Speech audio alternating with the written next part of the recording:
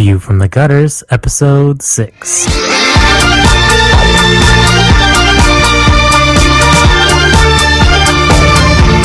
Welcome to View from the Gutters, the comic book podcast where each episode we discuss a collected edition, trade paperback, or graphic novel, and then recommend and vote on the book for the next episode. Warning: the discussion portion of this show has massive spoilers for that book. On this episode, we discuss Earth X.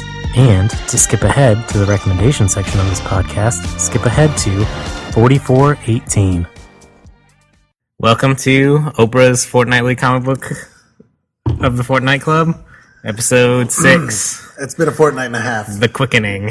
It's this episode is actually called Your Vagina is Haunted. Oh yeah, we previously to this we were talking about how awesome marriage is, and Joe made a comment that said, "Don't make your husband or wife choose between comic books and vagina, because we all know who's going to win that." And comic books. Oh wait, no one beats Tarot the Black Witch. Nobody beats Tarot the Black Witch. Which was my response. Why have we not done that yet?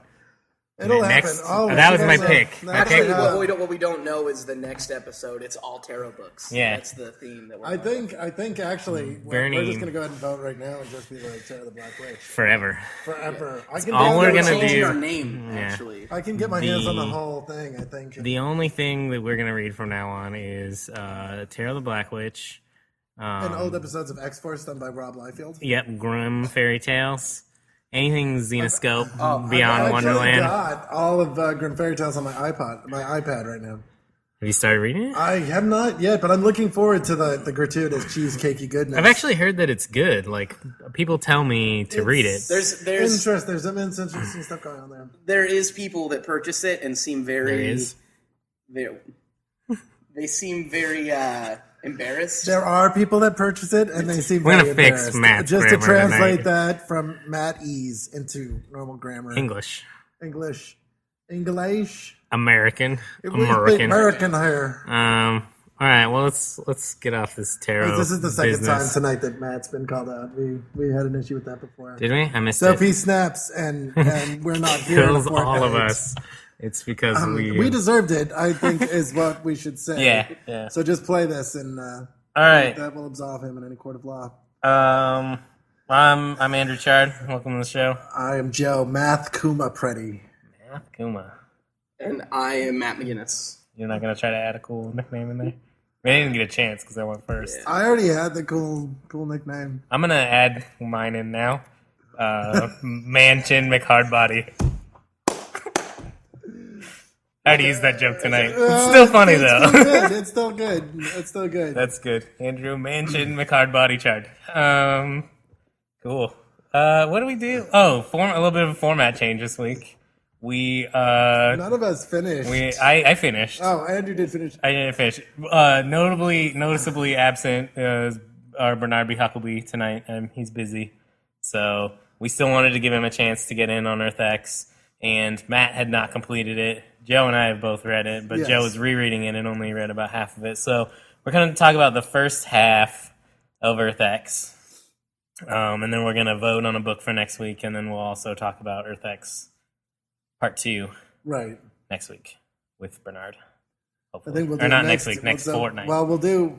I thought we had talked about doing like a next week thing, and then the next fortnight we'll do we are talking about doing some in-between...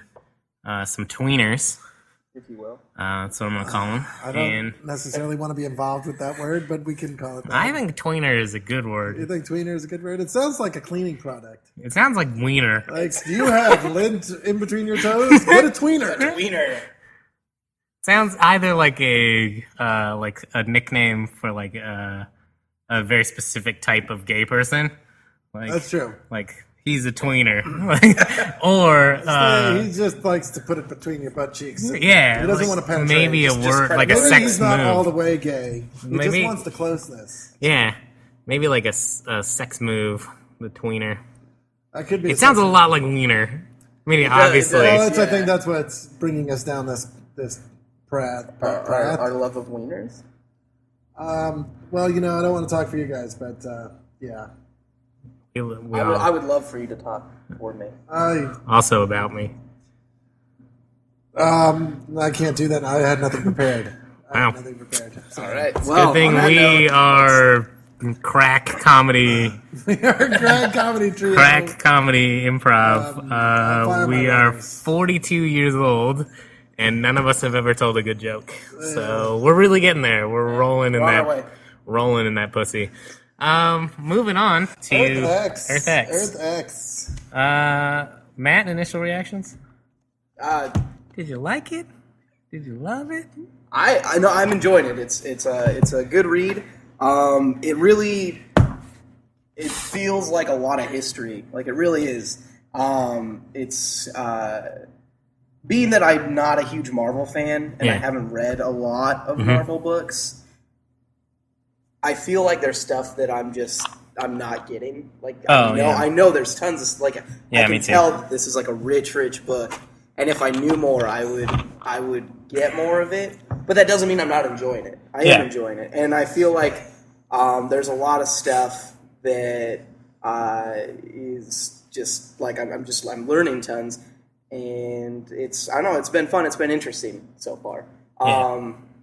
But reading it all at once is a lot. Like Andrew and I were talking about this a little bit earlier. Like this is definitely one where reading like an issue a day kind of feels good because it gives you time to process. Yeah, I definitely think like that's a recommended pace for this book. I toilet read the first 4 chapters, and that was fantastic. I read one a day with my big deuce. So I think that's the way to do it. I read it on a plane, so I read it all at once. But I'm a Marvel guy. I read this today, like cover to cover. So it's intense. It's intense. Yeah, and I kind of wish I had taken more time with it, but it was good. And at some point, I just hit like this point in the book, and I'm not gonna give anything away because we're not gonna spoil the second half of this week.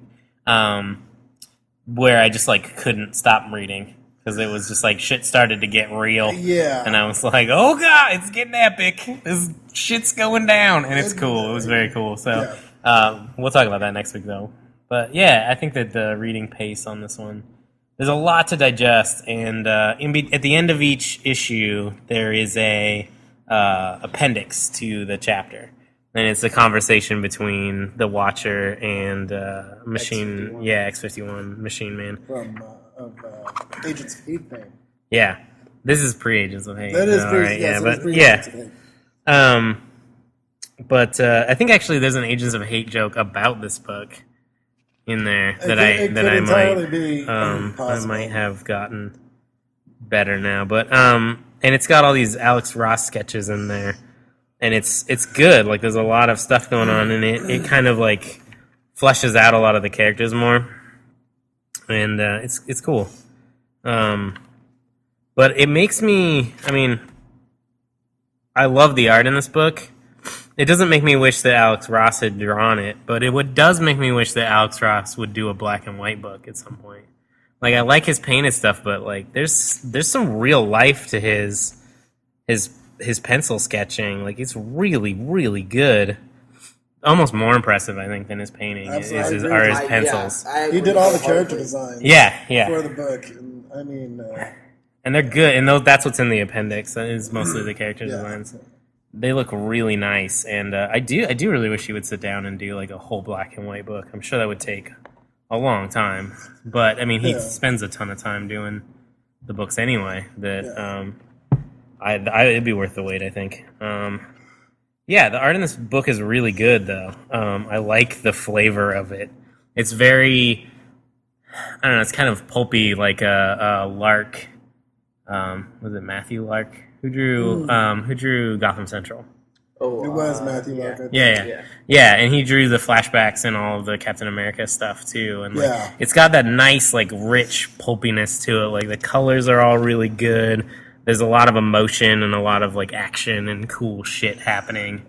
And the art's really good. I think it's and it definitely like grew on me too as the book went on. Like I enjoyed it at first, but like as you get further into the book. You just start to see like some really epic shit happen, and it looks great. And all the characters, like all the kind of reimaginings and stuff, I really enjoyed. So overall, I think I dug it too. So. Yeah, one of my favorite things. I just got finished reading Blackest Night, and which is I'm going to go ahead and say this. This is the epitome of the modern epic comic book crossover event.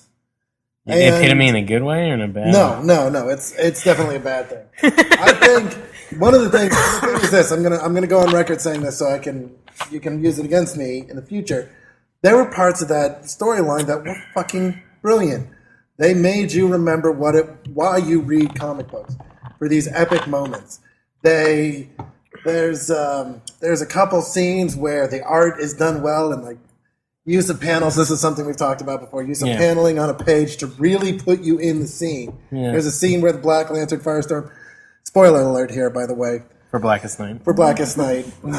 Like anybody who hasn't fucking read it. I haven't actually read all of it, but I don't spoil away. It's in Blackest Night 3. I think I read Black that one. Lantern Firestorm has the girlfriend of the new Firestorm, and he's torturing the kid, the new one in his head. He's like, give me a chemical, right? And he turns his girlfriend assault right in front of him. And the way it's done is in these choppy little panels, and they're crowded, and you're claustrophobic, and it's visceral, and you're there, and you're like, this is fucking amazing. And then the next 5 pages are like full page spreads that they convey nothing. Yeah. It's really kind of talentless. And I do like the use of panels in this book too. At some points, I feel a little bit confused sometimes, like where I'm supposed to go next. But like, I think that it's a good thing though. Yeah. I mean, I'd rather have them stretch it like that and have me reread a page. It was like where the 2-page spread, like whether you read across the top first or across the bottom or like down one page or the page. I'd rather have that happen and me read the page twice and have the panel layout be good than, hey, let's stay with the most boring panel layout we can imagine. Splash page. And like seriously, at one point there's 5 in a row. It is an issue 3, isn't it? It might be an issue 3. I know in every issue in this fucking crossover there is at least one splash page. Yes. And this is like 74 separate comic books. The main story, you could read the 8 Blackest Night and really be fine with that. If you really want more than that, read the Green Lantern Corps, the Green Lantern. That gives you a little more fleshing out. But really, the rest of the interactions are useless. They're meaningless, and you can just do without them. But and that brings me to this. This is an epic story. And this is told in an epic way. And it's told thoughtfully. It's told emotionally. And it's fucking brilliant. Like, as the panel use... There's this panel where they're talking about Namor, and it's him in the middle. And it's a splash page.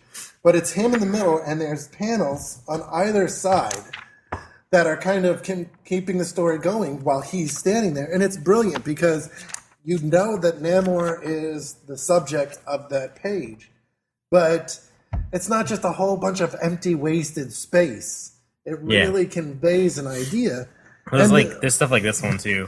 I can't hold. This is not a video show, but I'm holding up some pages. No, but I wish they had page numbers in comic books. I mention that like every fucking time I talk about comics. But there's these. It's just like this nice circular panel in the middle that it kind of builds outwards from the middle, like this art impact. You'll see it when you're reading it, but it's got Namor and like a ship crashing. It's the origin of Namor story section. And it's the first page of chapter 3 actually, and it's really really good. I that one kind of hit me, and that was one of the ones that I had to read twice because I read it out of order. I think the first time, but I would rather have, like I said, like it's good to stretch your readers. I think that's fine. I think that's fine to as long as there's a payoff. Oh yeah, absolutely. I think there definitely is in this. I think this is telling a story. I mean, this guy must have gone into the fucking archives. Oh, he's pulling shit out. That's characters amazing. I've never heard of. Yeah, and I have a pretty good knowledge of the Marvel Universe, and I'm a little stretched. But the way he tells it is like, even if you don't know who they are, if they're integrated in the story, they're integrated in a way that really makes you care about them. I mean, that's one thing that I did want to make sure that I made very clear is because... Even though I don't know much about the Marvel Universe, that didn't take away from this book, I don't think. I just feel like if you knew more, you'd get more. And you definitely would. And I think it goes without saying that like this is one of those books that could easily be read over and over. There's definitely payoff to rereading. I mean, that's good. I'm only halfway through, and I'm already going to read it again. And I'll probably just, when I finish it, I'm probably turn right back to page 1. There's 2 more, I think it's good, yeah. Universe X, which is a 2-part, and Paradise X, which is also a 2-book. And they're both available. They've both gone into reprint. Yeah. They're kind of descending quality. Universe X is still really good, and it involves one of the least and most misused characters in Marvel history, which is the Absorbing Man, Crusher Creel, in one of the coolest things I've ever seen in any comic book. Yeah. And not in the I'm Ed Brubaker and I'm writing a really cool Iron Fist story, or I'm Greg Rucka and I'm writing The Question. Like, this is seriously some amazing shit. And I think it's just Jim Kruger he's got an understanding of these characters. Yeah. But this brings me to my larger point, which is that this, to me, symbolizes what comic books should be about. He wanted to write an epic story, and he was able to tell it. No continuity worries, like he's like, okay, this is the canon background, this is the background I'm going to use, and then he told it. Yeah. And he was able to tell it outside of Marvel continuity, and it's amazing. It comes together really well, and I think this is what we should be looking for more and more. I think that, we're coming up on the reboot here. Pretty soon, which I've saw. I mean, yay! You know what? It may be the worst thing that ever happened. It may be the greatest thing ever happened. But I know what will help make it a better thing is if DC does more of this kind of stuff. Yeah, it's what I've always loved about like the Elseworld stories and like the Kingdom Come obviously is Elseworld and Superman Red Sun, all those big ones. But there's all kinds of like Gotham by little Elseworld stories, and Joe and I disagree on that, but to a lesser extent, Old Man Logan, and I love Hulk Future Imperfect, which is the first time Peter David wrote Hulk. It's reprinted in Hulk the End, and that one's awesome. I just like the kind of alternate future Marvel characters. Yeah, and even Old Man Logan, I mean, while I didn't think it was great, I still... Things like that, I think there needs to be more of. Yeah. I want to take this character and do this. Go and do it. If you want to write a book where Wolverine goes on a cross-country killing rampage, it has to be stopped by fucking, insert obscure Marvel character here, right? It's like, do it, and Marvel should be like, yeah, okay, we think that's going to sell. Yeah, you could put Wolverine in fucking piles of cow manure and it would sell right now. But. Yeah. I mean, I don't know. It's tough because comic book industry is scared to take chances right now because we're kind of dependent on the comic book store.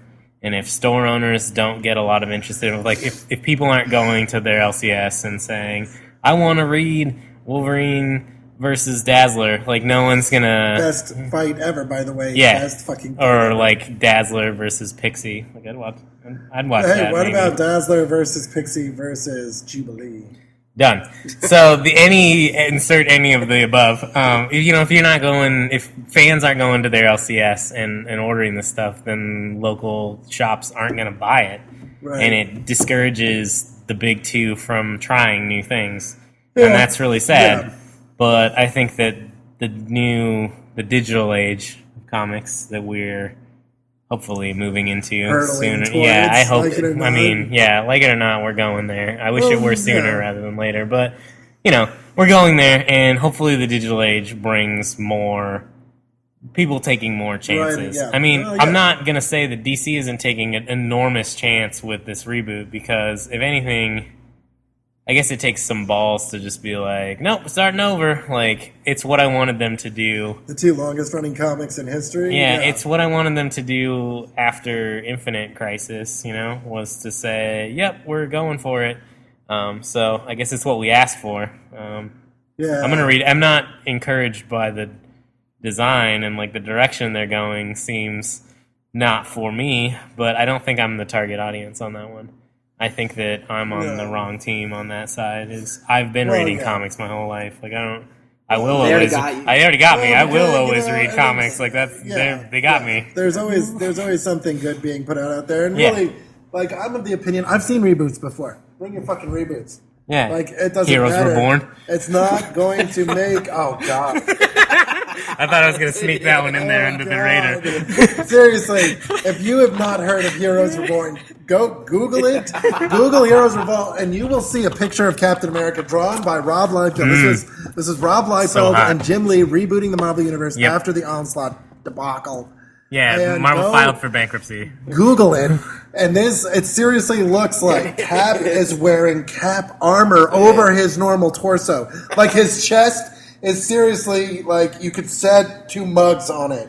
You can the most ridiculously disproportionate thing I've ever seen in my life. Also, I think it's in that same cover. You can see the front of Captain America, his front muscles, and his back muscles. That's so good. I did not believe you guys when you told me this. I had to look it up. You did. It's disgusting. It's good. It's awesome. Really, so apparently good. Rob Liefeld has taken art lessons, and good for you, Rob. Seriously, but no, you owe us a lot for that. And I thought it was hot.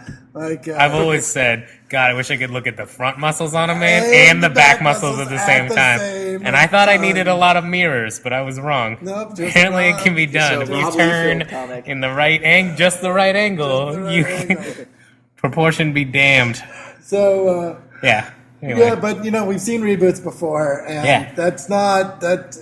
They come back and the same shit is still happening. And that's really what we need to avoid. And really, I think ideally what you have is you have a system where you're releasing issues digitally, and then you're just printing the trade. Yeah. And if the digital issue does bang up business, then you release a trade. And if not, then you don't. Or you do something like Warner Brothers does with its archives and do a print-on-demand service where, hey, you want this fucking obscure run of Thor that nobody cares about? Pay $50, pay $30, whatever, depending on how many issues you want. They'll bind it for you and send it out to you. I think that's great. I would love to see something like that. I mean, really, obviously it's not going to be cost effective, but if you throw like a price tag of $100 on a Absolute Edition and people are buying it, then if they're going to go, I want this random run of Thor that no one had, or every issue of Thor. Issue of Thor. Think about that. We'll just bind them in 12-issue bundles and sell them to you for $50 to $100 a piece. Like people will buy them. I think they could do it cheap. I think of course, digital printing. Because, listen, I can get my custom M&Ms made by the batch. Warner Brothers will burn me the fucking only season of Pirates of Darkwater, which is one of the greatest crimes in the world. I think we've talked about this show on this podcast before. The fact that show did not see a second season is one of the biggest crimes against humanity. You heard the story of that show, though, right? About the end of that show. It was supposed to continue. No, it had a conclusion. It had a definite conclusion. They filmed they animated the last. I think I've told this on the show. This is bad podcasting if we have. You know what? But if not, this is a good story. Pirates of Darkwater. They filmed the conclusion, animated it. It's in the can. It's ready to go on the TV. Studio burns down, and instead of starting over and reanimating, they're like. Fuck that show. Really? And it was written and done, and it had a conclusion. This is what I've heard. I'm sure this is urban legend television. I heard something about it too somewhere, but it's a crime. It's a crime. Yeah. And if you haven't watched it, Warner Archives, baby, and they have it, and good. you can get it. It's like $25-$30. But seriously, there's no reason that I can't get asshole McGee's run on Hulk.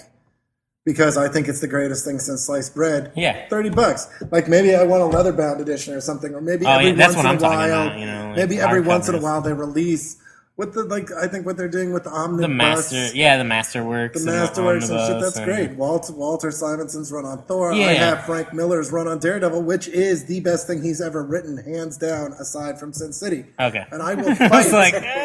All right. I will fight anybody that the best superhero shit he's ever written. I love Sin City. So. And I worship I am wearing a Batman hat. I worship at the altar of the Dark Knight.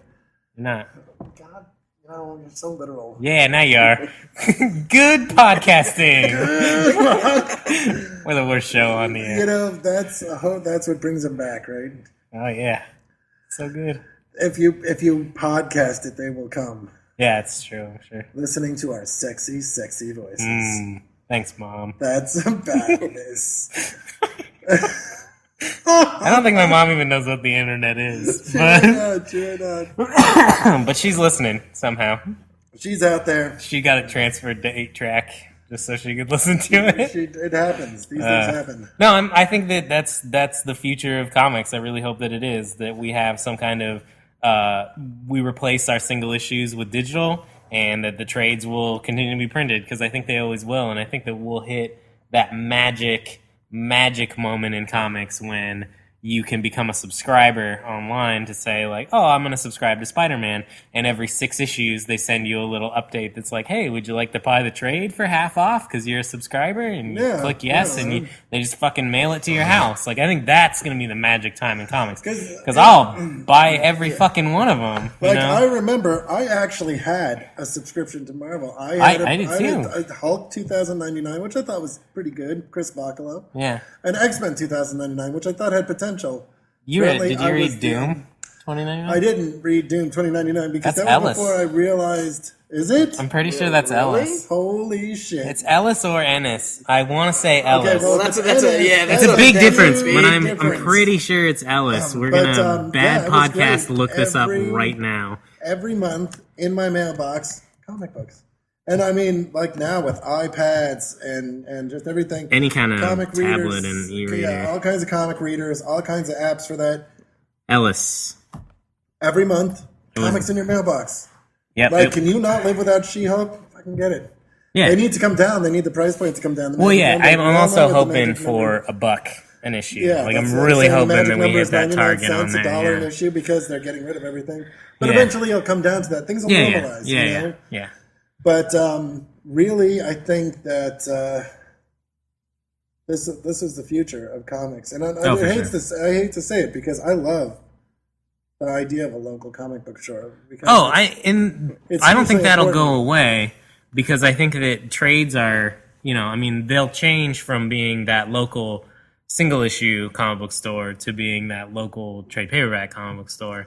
Because there's nothing worse than going and being like, I feel like I've read everything I've ever heard about. Like, people go to local comic stores to get recommendations, Well, I think to talk to the that's knowledgeable what- staff, and a good comic book store can live through this. I think, yeah. Well, and you have the indie stores, the stores that of course, appeal to a more local audience and indie audience, which are going to be slower going to the thing because. But and that's ideally as you have a balance. You Yeah. have the pulp superhero shit coming out digitally every month for a good price point, but then you have the people like the first people like come to mind are Daniel Klaus and Adrian Tomasi or whatever his name is, whose comics I personally don't really care for a whole lot. But people like that, people that are the Acme Novelty Library Sure. and things of that nature, still coming out in on paper, and Right. stuff because. Well, I also feel like it'll be a bit like records too. Like, you can still buy records. Like, you'll still be able to get single issues of shit. They'll just be more expensive. They're already like $4 an issue. Like, that seems kind of. That was one of the things DC said it was going with the reboot. They're bringing the paper price down. What's already It's already at $2.99. $2.99. Okay, that was it. Because they January they dropped their, they said $2.99. They drew the line, except for event books. Yeah. And of course not. Of course not. Right? But- Flashpoint is going to have 60 some odd titles. But well, It's the reboot has 52, so but it's probably included in Flashpoint. Flashpoint right? is just another useless. But Here are the main books in the crossover, but here are all the stories you don't really care yeah. about that are horribly written. Except for a few, I think Greg Rucka wrote the Wonder Woman issues, which are good. Well, I just think that good advice on event comics in general is like, just buy the characters you would normally buy. Yeah, like, absolutely. definitely don't go out of your way to read the event book tie-in of a character that you don't give a shit about, because you will hate that book. Because not only is that a character you don't care about, it's also a bad story about a character you don't care about. Because they're never as good as the main title. I would say skip the event books anyways, otherwise you might end up hating yourself. Well, that happens too, yeah. Because I definitely, there's a part of me that's not speaking to the rest of me because of the whole Blackest Night thing. There's definitely event fatigue, I feel it. Oh, but, when has there not been an event in the last... It's been a while. I mean, like, they basically, ever since, like... Infinite Crisis. 2005, there's been one every year. And that's... But if it's a smaller event, though, it's like, this is the X-Men event. Okay. But there's always two, though. There's always, like, the big event and the small side event. And I always feel like the small side event is slightly better. Look at Annihilation. Exactly, Which right? is Like, fucking phenomenal. good, like, cool. And nobody on Earth knows what's going on. Nobody Yeah. even cares. And, Like Richard Rider is down on Earth at one point. He's like, "Yeah, I'm the entirety of the Nova Corps." Yeah. And it was like, "What does that even mean?" yeah, that's my favorite Civil I just War. read Annihilation. It's That's so my good. favorite Yeah, Civil War it's tie-in, so actually. good. Is the one where he's on Earth and Tony Stark like shows up in his door and is like, It's "You have to weird. register," and he's like, "I just saved the entire fucking universe. Are you kidding me?" Like at that point, Nova could just like crumple Iron I know, Man right? He's in like a I'm- Coke can, I'm and like a universal, like what does he rate? Like I'm a universal level threat or a galactic level Yeah, threat or something. yeah. You're like it's very I similar. mean, to he a had scene just like crushed Annihilus with one hand, like in a couple issues previous. Yeah. So no, I love the cosmic stuff. I think I that love- Dan Abnett and Lanning, though Dan Abnett and Andy Lanning could write anything, and I would Yeah, read it. Those yeah. guys are fucking brilliant. Well, and I think I always love watching Tony Stark getting told off. There's a scene in the Eternals with Neil Gaiman and John Yeah. Romita Jr. book, where too. he's like, Iron Man shows up and he's talking to the Eternals. It's like, if you people are superpowered, you have to register. And the Eternals basically go, if you see a scuffle on a playground between two children, do you involve yourself? Yeah, And it's like, yeah, you're like children to us. Like we don't care about your petty little things. What are you gonna fucking do? Try and make me register? I love it. So yeah. Yeah, it was fun too. I think for some of the writers to get to poke fun at the event book. I Kind of, I in a absolutely way, think so. I think that was kind of a cool thing. Yeah, no, it's good. I do feel like we're evented out though, but I do. It is weird though that the smaller event like almost always seems to be the one that I enjoy Well, more. it's less 'Cause there was- what was less it? spread out. Yeah, it was Final Crisis, and the side event was Sinestro Corps War, which was significantly better, I thought, than Final Crisis. Well, look at Identity Crisis and Infinite Crisis. Identity Crisis was much better. Yeah, It's Identity because- Crisis was the year previous, though. It was in, Well, yeah, but yeah, oh, was it the year it led up I think to so. it? Yeah, Well, I mean, either and it wasn't really an event book. Like, it wasn't meant to be. It was like Infinite Crisis was in 2005. And that was like the year that we're like, we're going to do an event every year. Like, that's when it really started. Right, because right. I think that Identity Crisis came out single issues wise in like 2002, 2003. And then in the trade in like 2004, maybe. I can't remember. I wasn't actively like See, I buying thought they came single out around the issues. same time, but then I could be wrong. I'm wrong. I mean, they did come out like maybe a year apart, I think. But I don't know. Well, I mean, I think the point still stands, which Oh, is sure. when you have a smaller, if Jeff Johns is only writing one book and not 12, is going to do a better job on that one book. Absolutely. And, a lot of it is the talent, being able to do what they want. I remember Greg Ruck and a few other people coming in during 52 and pretty much saying, we have all these things we want to do, but editorial is kind of like, well, we need more Batwoman. We need less this. Yeah. And so it's, I can see how that would be difficult, especially young Mr. Jeff Johns, who I think has talent when he's writing a book. Yeah, I well, think and you that can talent you can fucking- see though when he's writing multiple books, like which book he likes more. Yeah, exactly. Because you'll read it, and the quality from one book to another Then, is like, like reading- vastly different. Yeah, reading Blackest Night is definitely. I definitely get the feeling that he set this all up from Rebirth. Yeah, You know, probably. Rebirth, I mean, yeah, Rebirth where was first. he's like, okay, I want to. There's going to be like a rainbow core, right? And then there's going to be this whole thing with Blackest Night, and it's almost like it's like hearing people talk about Sucker Punch. It's like Zack Snyder just got all crazy. He wasn't he's on nobody's leash, and it was jumbled. It was not well told, and it ended up being not very good. And I kind of feel that's what happened. And Yeah, Jeff Johns let it get too far ahead, and he just lost it. He just lost it. And But I feel like even there, like the Green Lantern issues for Blackest Night solid. were significantly better than the Blackest Night well, he 1 was through writing 8. Green Lantern Corps, and Blackest Night. I think that Tomasi was writing Tomasi was- Green Lantern Tomasi Corps. writing? Okay. But he was writing Green Lantern and Blackest Night, and I felt like the Green Lantern books every month were significantly better Yeah. than the Blackest Night books. And I don't think that's because I like Green Lantern more, because I'm no, not but he really a loves big Hal. Green He Lantern loves Hal. That's fool. what it is. Yeah, I'm not. I mean, Jeff Johns has a fucking giant cheeseburger erection.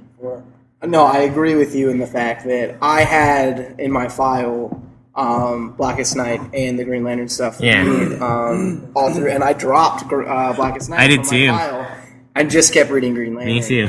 And then when it was all done, I went back and read Blackest Night just because I was Still like, need to do well, that. I just guess had- I should probably read the actual event. But no, just the had Green Sam Lantern tell stuff me. was Sam just told me solid. what. Was solid all the way Yeah. through. I really enjoyed that. Whereas with Blackest Night, I was like, meh. And even after I read it, I was like, I didn't really need to do that. Like, Yeah. Well, and No, you don't. it felt like it was characters that he doesn't enjoy as much. Like, he wrote Batman and Superman and Wonder Woman and a bunch of random Justice League characters that I don't give a shit about. And I felt like he didn't give a shit about them either.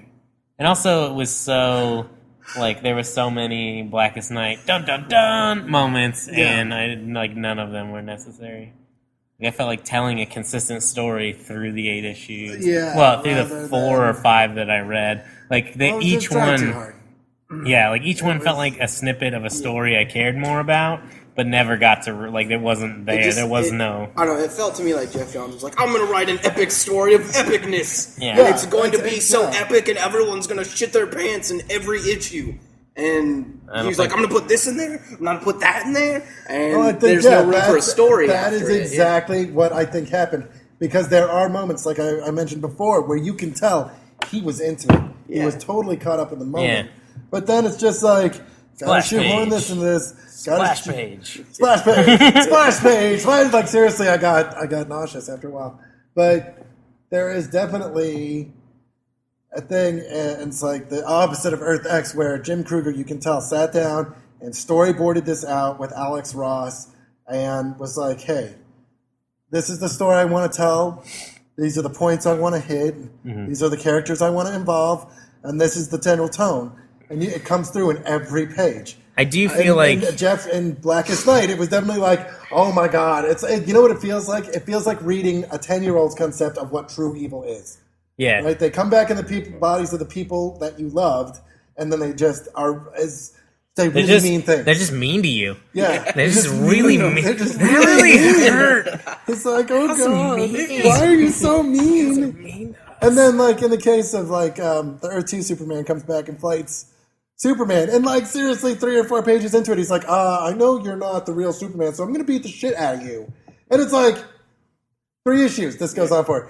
3 issues. And it's just no emotional content at all. I could give a fuck about anything that's happening. Yeah.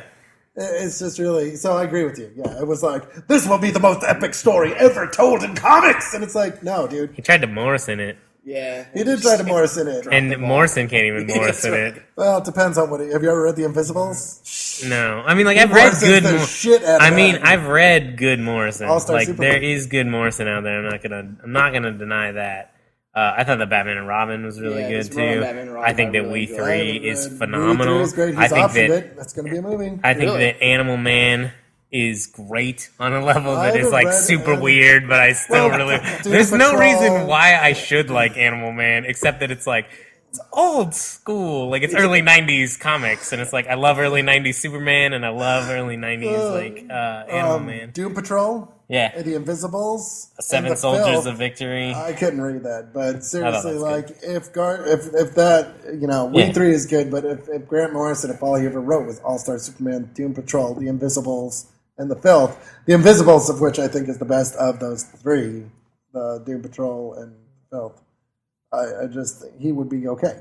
Like Yeah. that would be he would be an amazing writer. You know, I think he writes great stuff, but I just wish he would never touch continuity. yeah, Yes. Ever. Yes. You know, because he just forgets that there is continuity. Like in a way, he's like, and because there's like a continuity issue between Son of the Demon, which was where Damian is supposedly conceived, and Batman and Robin, and I feel like it's I can't remember what it is right now, but it was so minuscule that like a line of dialogue change could have avoided it. And I'm not like a continuity Nazi, but when you're that lazy, I mean, there was no story benefit from altering continuity. It was just like you just forgot. You just didn't do your research. And is that Grant's fault? Is that editorial's fault? I don't know who to blame, but somebody's to blame. I want to blame him. I'm gonna find him. Brandt. My buddy Brandt does this thing. He talks about Grant Morrison because I knew X-Men. He wrote a run on that. Yeah. Which I love and Joe hates. No, I do. You do like it? No, Okay, good. I do think because Brandt who doesn't like it? No, it's. I like it up until a point. Okay. But I really he put like Cyclops back in the driver's seat, which if you can do that, I will kiss your ass, seriously, because Whedon did it too with Astonishing. And guys, you know what? Because Cyclops is a dick and just like I hate him. But he is a good character. Like I don't like him as a person. When you use him correctly, he's in here and he's good. He's good in Earth X. He's good. Oh yeah, he's awesome in there. Yeah. So again. Grant Morrison does this thing where it's like you go over to his house, right? And he's like, "Hi, how you doing? Come on in, have a seat. You want something to drink?" And stuff. So I have this idea, right? The X-Men in school for gifted mutants, and then all this Cassandra Nova, and you're like, "Okay, that sounds cool, good." Yeah. It's like, the Stepford Cuckoos and blah, blah, blah. And then McGinnis a fucking crack addict, and he's like super fucking powerful mutant, but he's really Zorn, but he's really not, and oh my god, what the fuck is happening? He is like a bad trip. He's like the drugs. He's like, he's cool until the fucking mescaline trip kicks in, and then he's just like, oh my god, I have like 3 heads and 12 penises, and I'm gonna write fucking 12 books at the same time. And I don't know that Grant Morrison is on drugs, but I definitely feel like he makes me angry, like drugs make me angry. When the drugs are like, yeah, it's warm and you're having a good time, and then it all goes wrong. It just all goes bad. And, Yeah, and you never come back from that trip ever. You cross that river, you can't come back. The micro sentinels and also, that's Brandt right there. He ranted for I don't know, fucking 10 minutes once about like, nano sentinels. You know what Grant Morrison? I don't even remember that part of that. Grant Morrison could write a book on how to fuck up a perfectly good storyline. Like seriously, because it takes you to a point where, and this is why I think the Invisibles and the stuff that like Vertigo is just kind of like, here, write this. He's better at because he can start off being as fucking Grant Morrison as he wants. Yeah. Now, like, he's written some great stuff. Like, All-Star Superman is great. Yeah. His JLA stuff is great.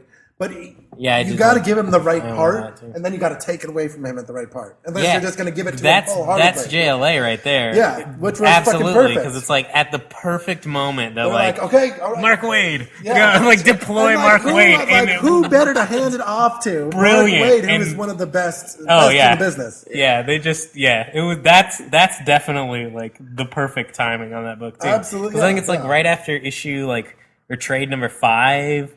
Or 6, maybe, because it's right before Tower of Babel. Yeah, because Tower of Babel is 7. Yeah, and that's Mark Wade. Yeah, and that's amazing. That is one of my favorite Batman books. Yeah, absolutely. And did we talked about that at all? Have any of us picked that yet? Oh god, I think I might.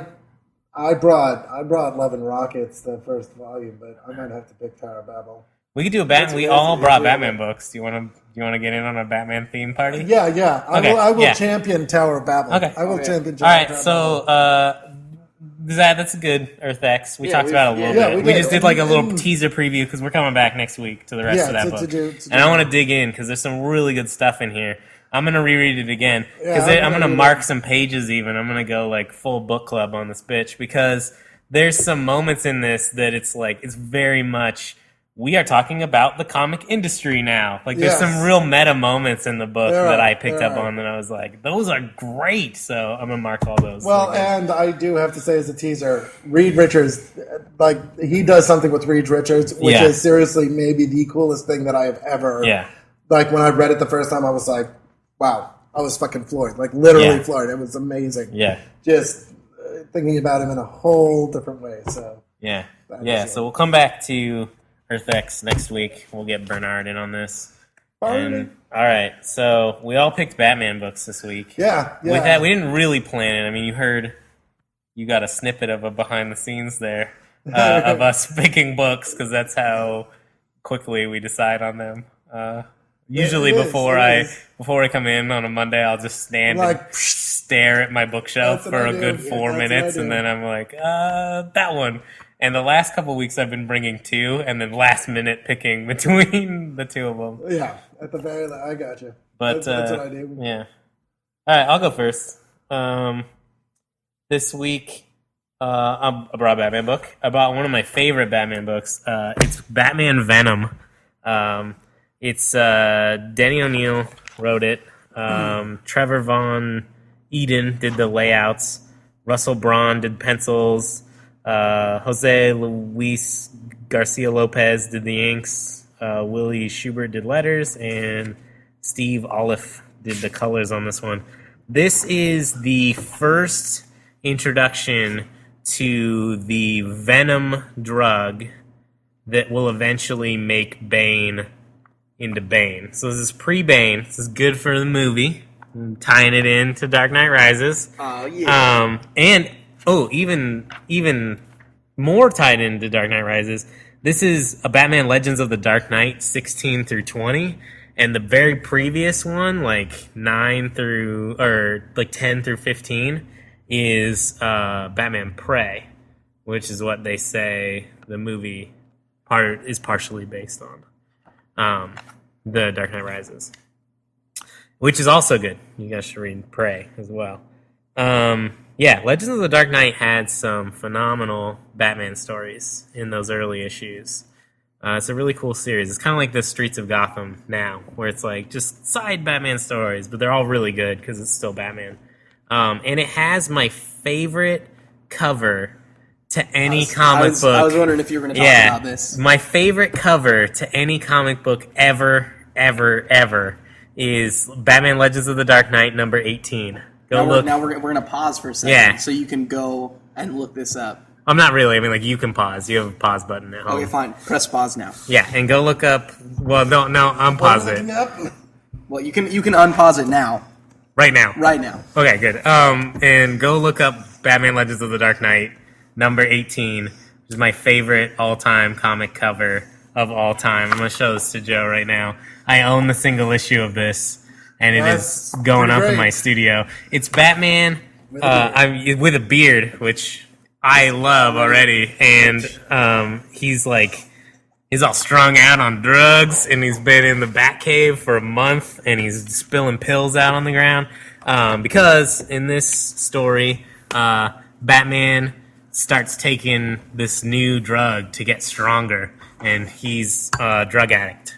It's Batman on Venom drug, which makes Bane super strong, so Batman takes it to get stronger because he feels like he can't fight crime adequately without being like super buff. So yeah, it's really good, and I really like it. It's old school Batman. It's written in the early 90s, 93.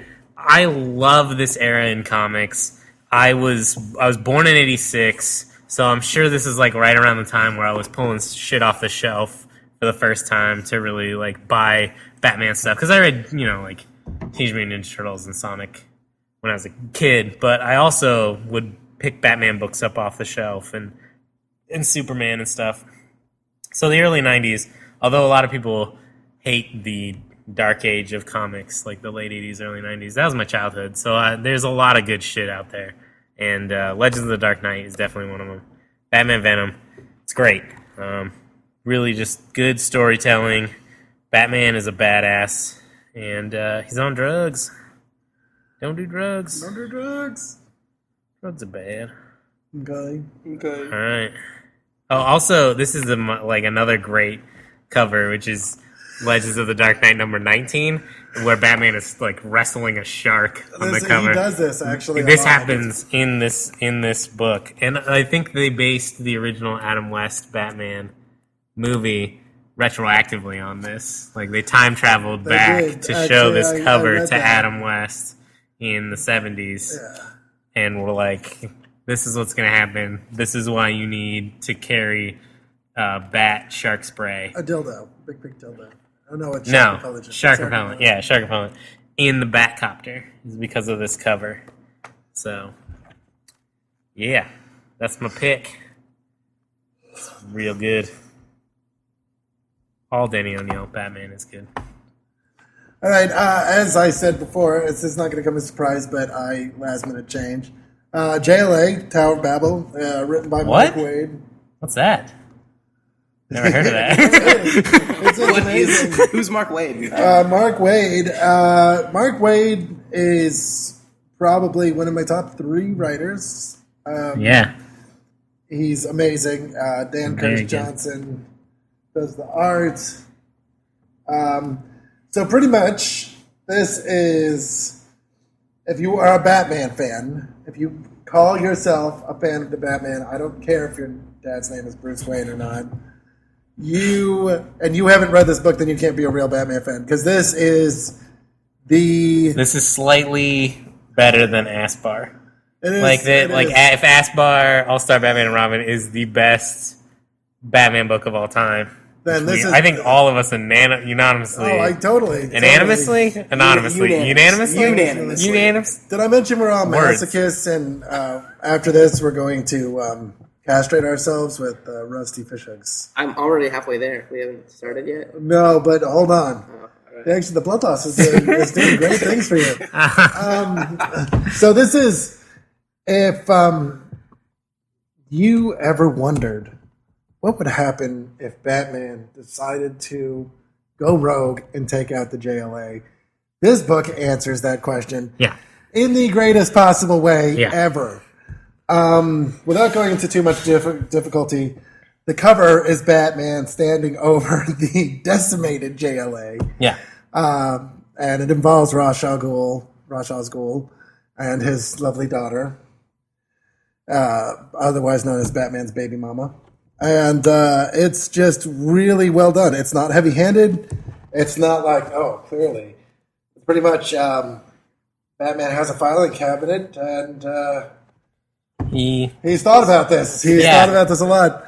Basically that moment in Venture Brothers where Hank asks Brock if he had to kill him, how would he do it? And Brock immediately answers, in your sleep, you'd never feel it, because Brock's thought about it. Batman's thought about it. Batman has thought about it. He's like, if I had to kill Cal, if I had to kill Superman, how would I do it? Yeah, right. There's many ways. Like, I'm sure he has an entire file cabinet drawer that's like, ways to hurt Kal-El, ways to kill Kal-El, ways to make him wish he never was born. Like, there's drawer, Batman. There is. I'm sure they're digitized, but like metaphorical drawers. Metaphorical drawers. And this is the thing, is that this is not Batman's. I mean, I guess you could call it Batman's attempt, but this is not Batman killing the JLA. This is basically what happens when Batman wants the JLA out of the way. Yeah.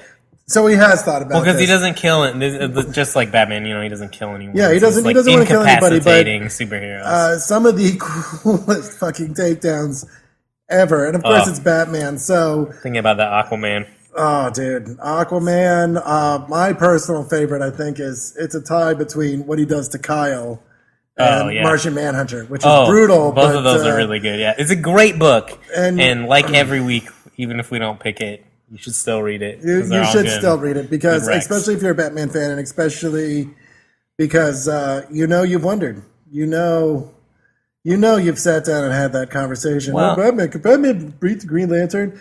And here's the thing about Batman. Batman, you give him 6 months to plan and a spoon, and he could take down Galactus. And I have proof. So, Tower of Babel, it's great. Even if we don't pick it, you should read it, because the art is great. The story is amazing, and it's got Batman. Yeah, Batman's awesome. It also has, which I always forget is in there until I start reading it, it has a very nice little mini one-shot in the beginning, which is a great little Superman mini, kind of. I mean, all the Justice League is in there, but it's a nice Superman moment, and a lot of people don't like Superman. And I don't know why. I mean, I guess I was never really a huge Superman fan until I read Man of Steel, John Byrne's Superman, which I definitely recommend that to everybody. But this is a nice Superman moment. If you guys aren't huge Superman fans, this is a good reason why he's a good character and why he belongs in the DC universe. And why he belongs to being friends with Batman, for sure. There's also, actually, there is that point in the beginning, which is kind of the lead-in. Yeah. But you also get the Green Bullet by John Ostrander, which is a really cool Batman Superman story. Yeah. And you also get a Wonder Woman Aquaman story by Priest, which is... I don't think I've ever read that, honestly. It's not bad. It's not bad. It's got two of my least favorite characters. Well, in it. I like Wonder Woman, and I think Aquaman gets a bad rap for the most part. I like This is Aquaman stuck on a lot his more hand. than I like Wonder Woman. But it gets into the whole, like, they want to bone thing, because apparently, like, just Wonder Woman wants to bone everybody. Well, yeah, she hates men. AKA wants sex. to bone them. She grew up in a place where there was... You realize that, like, Yeah. 18,000 feminist organizations just, like, boycotted us, right? No, they tuned in. They did It's called Oprah's Comic Book of the Fortnite Club. How are they not listening? That's true. Yeah. That's true. And now they're going to listen next fortnight just to see what we say. About feminism? I'm worried. If they, I'm not going to say it. I can't even bring myself to say it. I thought about it too much. Yeah. Now you'll Let never down. know it too. Let down. Right. I was gonna say if they come out of the if we let them out of the kitchen, then they'll. Oh, snap! Lady Burn. All of our female fans, That's all zero of them. They're gone. Just They're gone. gone. I'm just kidding. He's not. I actually am. I actually am the one that does the cooking in That's my because you're household. supreme chef extraordinaire. I'm pretty good. I'm Yeah. pretty handy in the kitchen, but Yeah, every time you post pictures of shit that you've cooked, I'm like literally salivating at the computer screen. Like, maybe I'll go make some top ramen. Tom Robbins. Yeah, that's that crying. I clipped the mic, I think, with that crying. It's a little loud. Apologize. Hi, Matt. What'd you bring? Some gay ass Batman book. Some other Batman. What is some guy named Mike Mignola? I don't even know. I've never heard of him either. Yeah, Pignola. I closed my eyes and grabbed a book off the shelf. That's the way I do. I should pick Cosmic Odyssey next week. Speaking of Mignola, have you guys read that? Yes. Cosmic Odyssey? No. Yes, I have. Oh, I'm bringing it next week. That's my pick. All right. Moving back to things of... Yeah, whatever, man. It's not all about you. All right, so I brought in Batman: The Doom That Came to Gotham. It is the next World's Tale. Yeah. Let's see. Plot by Mike Mignola and Richard Pace. The script by Mike Mignola. Penciler Troy Nixie. Inker Dennis Janke. Letter Bill Oakley. Colorist Dave Stewart. Dave Stewart's a fantastic colorist. Still colors in the industry. Really good. Excellent. I give shout outs to colorists every once in a while. They can make or break the book for sure. That's I agree actually with you very completely. true. I Yeah. really agree. I actually knew Bill Crabtree. He was Yeah? the colorist on Invincible. Yeah, he did. Yeah, He's a friend of mine. Yeah, he is I good. thought she was married. Although, not to overshadow Crabtree though, the new guy that they have on Invincible, FCO whatever. Yeah, I don't... Something like that. Yeah, FCO. It's like FCO is his first name. I don't know how to say that either. Is phenomenal. The first issue he covered, I had an erection for the whole issue. Nice. Distraction. Visuals, everyone. Yeah, go read. You should be reading Invincible. I don't know why I have I to was go talking tell about you. your penis. Oh, yeah. Go look that up. That's all over the internet. Search for Man Chin McHard Body Chard, and you'll find lots of good penis shots. Mom. So, yeah, no. Go ahead, Matt. I won't So interrupt you this is anymore. actually... Matt, Jesus fucking Christ! So this is actually... This is actually printed in 3 prestige format books. Which means that they got to charge you more for them. Well, yeah, and also we're going to have to pass around these prestige issues. And the only way that I've been able to find them, because I got the first 2 for $1 a piece at the free comic book day sale here at the store we work at. Yeah. And then I went online and had to pay $30 for the the third one. Well, anytime these prestiges go out of print, like they just shoot up in price. Like if you try to get like any of the Red Sun ones, I think are really expensive. Yeah, I mean they reprinted that though in trade. In trade format. This I don't think ever. No, did, I haven't been able to find it if it was.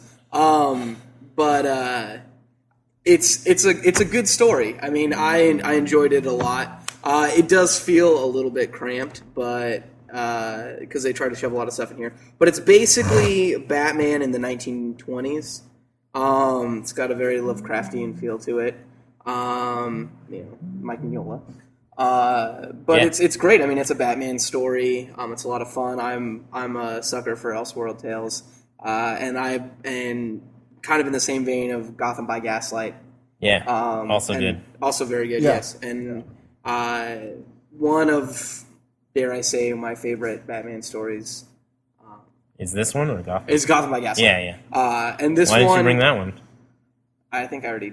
Did you? I think I already did. I'm not sure. For those of you keeping track, but if I didn't, also read Gotham by Gaslight. If you can friggin' find it. We should just. This podcast now is no longer entertaining. That's every day from now on, or every fortnight, we're just gonna go around in a circle and just say a name of a book that you should read. No more jokes. It's taking up too much time. All right. But long story short, that's what we're gonna do. We're just ruining the fun. Because we've been all night. We've been like, you should read that. You should read that. We had like 800 recommendations tonight. Well, people should fucking read those. Well, no, I know that they should. I'm just saying keep they're like a pad and a piece of paper with you. Yeah, write them down. And I mean, they're probably listening to this on a computer, right? They could just type it. Type it into the goddamn Amazon wish list. Yeah. Put it on your wish list. Tell your friends to get it for you for fucking Christmas or your birthday or Father's Day or Mother's Day.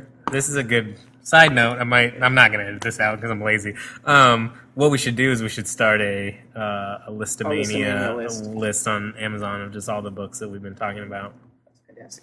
Is that good? That's great. Cool. Done. Cool. All right, but back to my book. I don't really feel like I need to say much more. I mean, it's Mike Mignola. Yeah. It's Batman in the 20s. And it's good. I enjoyed it. Cool. So. All right, So it's time for the vote. Voting. Yeah. There's 3 of us, so unless we all pick each other's book, which has happened in the past, I'll start. I started last week. I'll go last. Go ahead, you start. Okay, fine. I'll go. I'll go last. Just because I've already read Tower of Babel, and I can't pick my book, I'm going to go with Venom. Yeah, I'm going to go with Venom, too. Awesome. My vote doesn't count. But I would have picked The Doom That Came to Gotham, so I might actually just borrow that from you tonight. Yeah, Venom is great. Also, super out of print. I got this trade on eBay, I'm sure. I have ways. But I'll lend you guys that one. Cool. But, yeah, no rules against picking out of print books, because you can find that shit anywhere. We can find that shit anywhere. Yeah. Download that. You can't say that. Shit's illegal. The FBI is going to be here any minute. That's true. Any minute. Because we're broadcasting live. That's right. Just thinking about this room full of strangers. We're broadcasting live from Gotham City with Batman. Swear to me. I don't know. I was going to do a Batman thing. Magpie. Can we trust you? All of us are really bad at this. Can we trust him? Harvey Dent. Harvey Dent. Can we trust him? Found some evidence. Go. You gotta find that video. Batman finds evidence on the. What is that one even called? I can't remember. I showed you guys that one. Is it Batman uses science? I don't remember. It's like great though. It's great. It's like college humor or something. It is funny. college humor. I'll show it to you after we're done recording. All right, show canceled. No, no. Batman Venom next week. Batman Venom and Earth X Part 2. And Earth X Part 2. Because it's not really Part 2. It's just like the second half. The second half. And then we might, So I keep saying next week, but next fortnight. Although we're a week behind, we could do it next week. Yeah, we could do one next week and then one the week after. And then I feel like this is something we could talk about. After the show? No, this is the behind-the-scenes moments that the fans live for. This is your special behind-the-scenes view. This is just turn it off. Just no. No, stop. No, keep listening. High-powered comics, graphic novels podcast. Hard Chin McMahon body. No, it's Man Chin McHard body. You fucked it all up. We're making the big decisions that affect you, the listener. Here. Action. What's happening? Action Jackson, what? All right, we're good. Venom. Bye. Bye.